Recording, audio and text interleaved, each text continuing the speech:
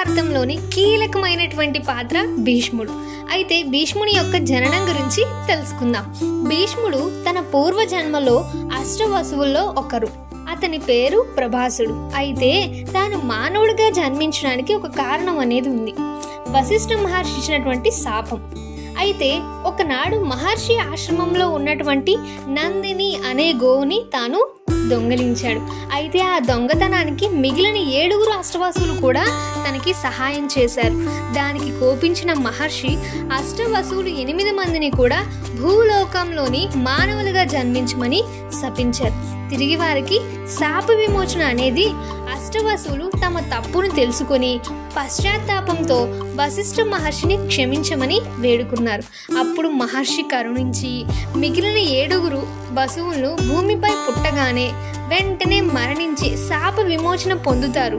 కానీ దొంగతనానికి ప్రధాన కారకుడైనటువంటి ప్రభాసుడు మాత్రం భూమిపై తాను దీర్ఘకాలం జీవించి గొప్ప పేరు పొంది ఎన్నో కష్టాలను అనుభవించి చివరకు తాను మోక్షం పొందుతాడని చెప్తాడు.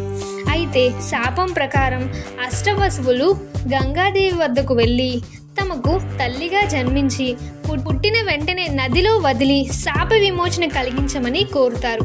గంగాదేవి అందుకు అంగీకరించి హస్తినాపుర రాజు అయినటువంటి శంతన మహారాజుని వివాహం చేసుకుంది.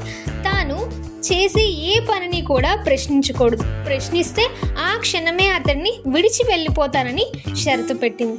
గంగాదేవి పుట్టిన 7 సంతానం కూడా పుట్టగానే వారిని నదిలో ముంచివేసింది. 8వ సంతానం పుట్టినప్పుడు మాత్రం శంతనుడు తన దుఃఖాన్ని ఆపుకోలేక గంగాదేవిని అడ్డుకున్నాడు. ఆ 8వ సంతానమే దేవవ్రతుడు, తనే ప్రభాసుడు. అయితే భీష్ముడు శంతన మహారాజుకి గంగాదేవికి ఎన్నవ సంతానం అన్నది కింద కమెంట్ బాక్స్లో కమెంట్ చేయండి. వీడియో నచ్చినట్లయితే లైక్ చేయండి. ఇలాంటి మరెన్నో అప్డేట్స్ అనేవి మన ఛానల్లో తెలుసుకోవాలనుకుంటే మన ఛానల్ని సబ్స్క్రైబ్ చేసుకోండి.